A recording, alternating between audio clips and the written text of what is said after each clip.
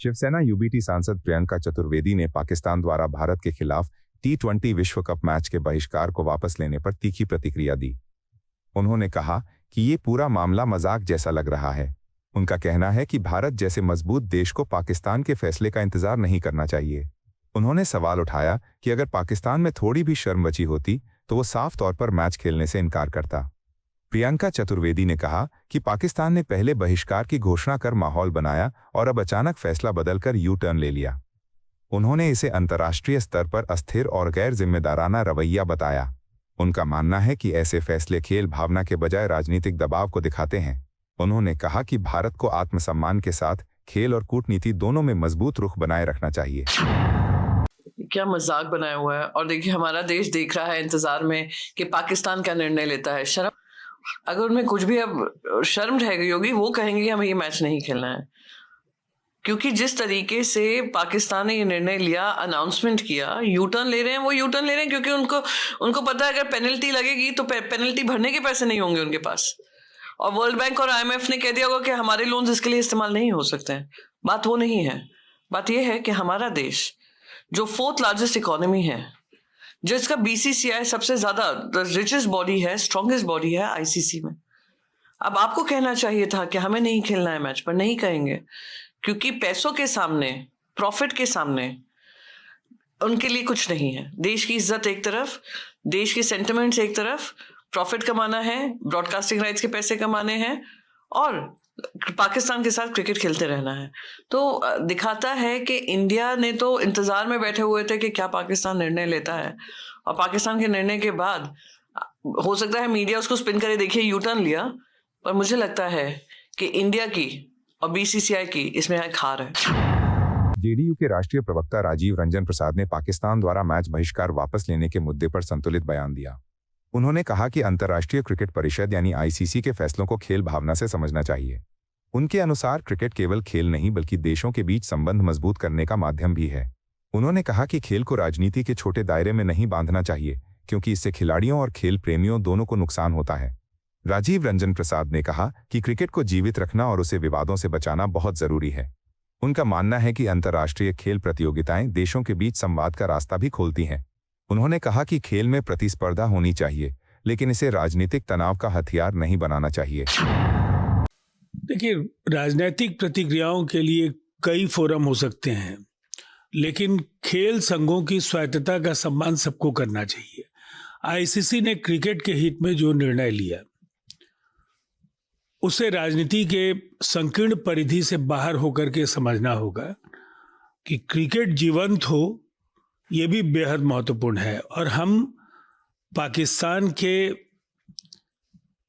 जो आतंकी चरित्र को लेकर, पाकिस्तान के आतंक परस्त चेहरे को लेकर विश्व के विभिन्न फोरम पर काफ़ी मजबूती के साथ सक्रिय है।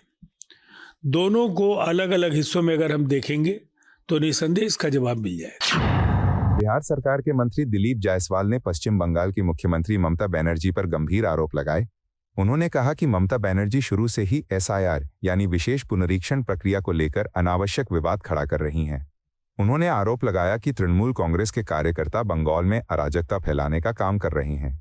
जायसवाल ने कहा कि बंगाल की जनता अब इस स्थिति से परेशान होकर कार्रवाई करने के लिए तैयार है। उन्होंने दावा किया कि बिहार में चुनाव और SIR प्रक्रिया सुप्रीम कोर्ट की निगरानी में पूरी तरह पारदर्शी तरीके से हुई थी। उन्होंने ममता बनर्जी पर राजनीतिक ड्रामा करने का आरोप लगाया और कहा कि वो अब बंगाल छोड़कर दिल्ली जाकर राजनीतिक माहौल बनाने की कोशिश कर रही हैं।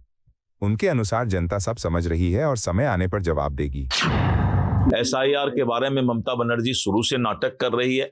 TMC के गुंडागर्दी जिस तरह से बंगाल में बढ़ता जा रहा है और बंगाल की जनता उसको उखाड़ फेंकने के लिए तैयार है, इसीलिए ममता बनर्जी अब बंगाल छोड़ करके दिल्ली का दौरा करने लगे हैं और दिल्ली आकर के और सुप्रीम कोर्ट, जो कि बिहार में SIR की शुरुआत हुई, सुप्रीम कोर्ट के समीक्षा में बिहार में जो है इतना बड़ा SIR का और जो है चुनाव भी कराया गया। किसी तरह की कोई एक भी मतदाता को समस्या नहीं हुई। SIR का मतलब ही है मतदाता सूची का शुद्धिकरण। लेकिन जिस तरह से ममता बनर्जी ने दिल्ली जाकर के नाटकबाजी करने का प्रयास किया है, सुप्रीम कोर्ट को भी पता है कि चुनाव आयोग पारदर्शिता के साथ SIR का और आयोजन कर रही है।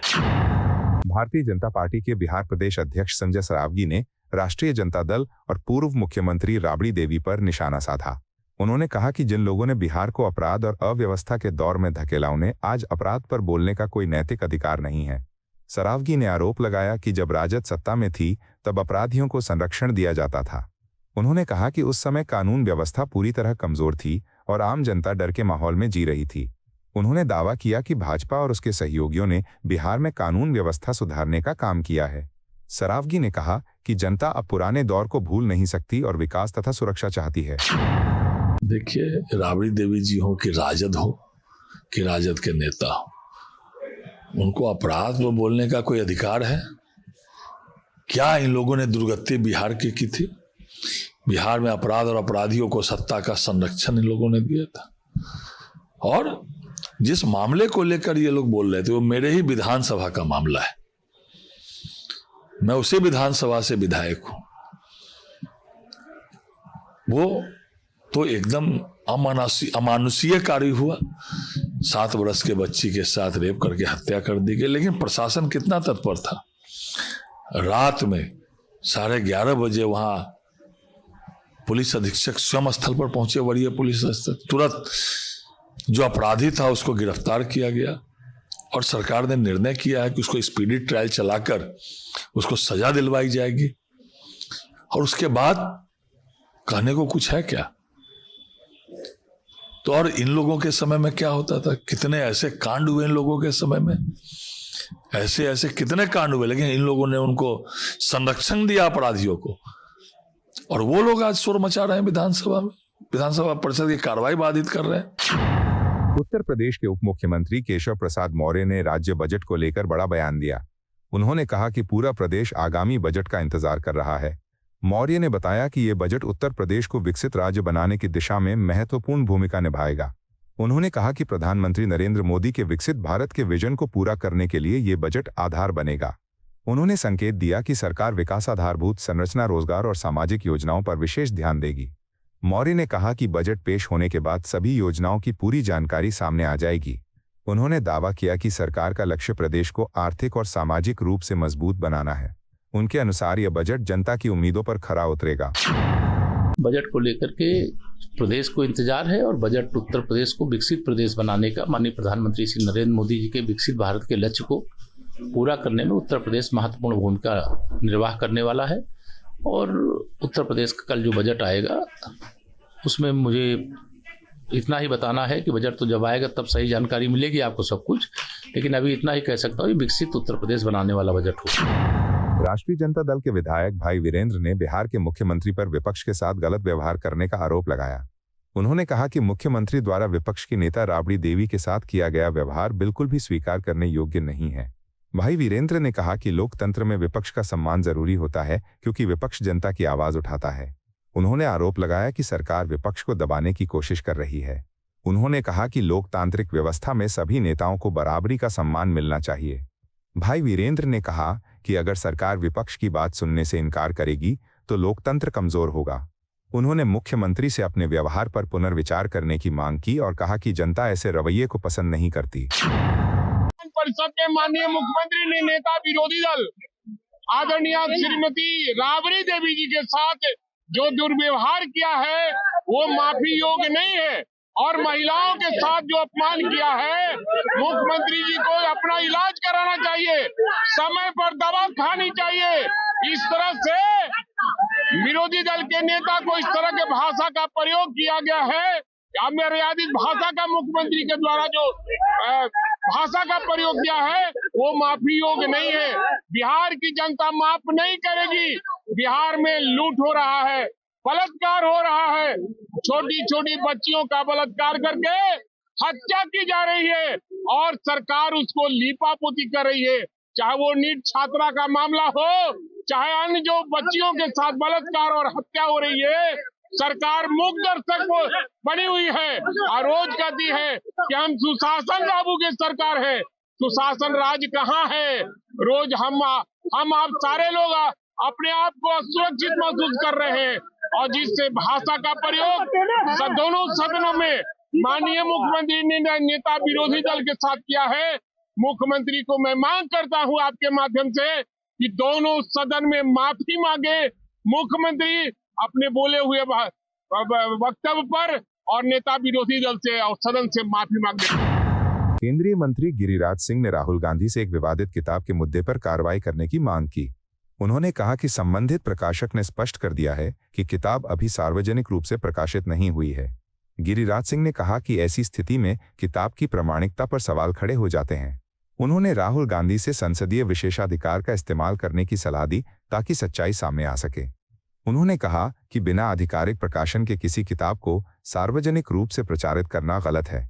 गिरिराज सिंह ने कहा कि इस मामले में भ्रम फैलाने की कोशिश की जा रही है।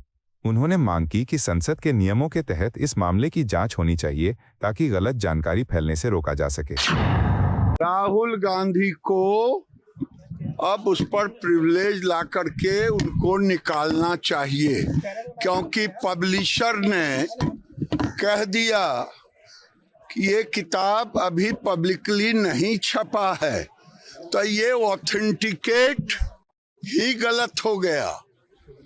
तो राहुल गांधी पर अब प्रिविलेज चलना चाहिए और ये जानबूझ करके सदन को, क्योंकि जिस ढंग से देश के प्रधानमंत्री को गाली दे रहे हैं,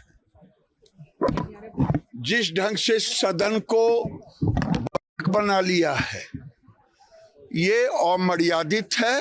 शायद एलओपी को संसदीय ज्ञान नहीं है, यही माना जाएगा। जो काम कर रहे हैं निश्चित रूप से इनके ऊपर प्रिविलेज होना चाहिए। जेडीयू सांसद संजय कुमार झा ने विवादित किताब और रक्षा मंत्रालय से जुड़ी अनुमति के मुद्दे पर प्रतिक्रिया दी।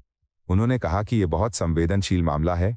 उन्होंने बताया कि रक्षा मंत्रालय ने किताब के प्रकाशन की अनुमति नहीं दी थी।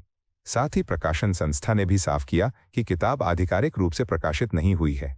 संजय झा ने कहा कि इसके बावजूद किताब को सोशल मीडिया पर साझा करना गंभीर मामला है। उन्होंने आरोप लगाया कि कुछ लोग सरकार के विरोध के नाम पर देश के खिलाफ माहौल बनाने की कोशिश कर रहे हैं। उन्होंने कहा कि राष्ट्रीय सुरक्षा से जुड़े मामलों में जिम्मेदारी और सावधानी जरूरी होती है। उन्होंने लोगों से अपील की कि बिना पुष्टि की जानकारी साझा करने से बचें। देखिए, ये बहुत ही संवेदनशील विषय है।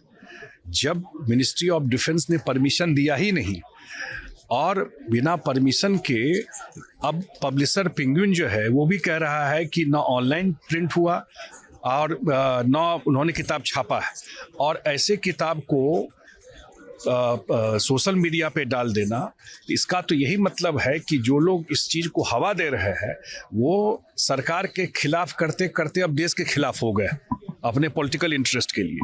जो उठाने की कोशिश कर रहे थे लीडर ऑफ अपोजिशन लोकसभा में, बार बार कैसे चलेगा हाउस भाई? हाउस तो स्पीकर ही चलाएंगे ना। स्पीकर ने बार बार रूलिंग दिया कि जो किताब छपा नहीं उसको आप यहाँ कोर्ट नहीं कर सकते, और उसके बाद भी वो कोर्ट वहाँ करने की कोशिश कर रहे थे। अब ये किताब पब्लिक डोमेन में डाल दिया सोशल मीडिया में, तो दिल्ली पुलिस को सख्त कार्रवाई करनी चाहिए।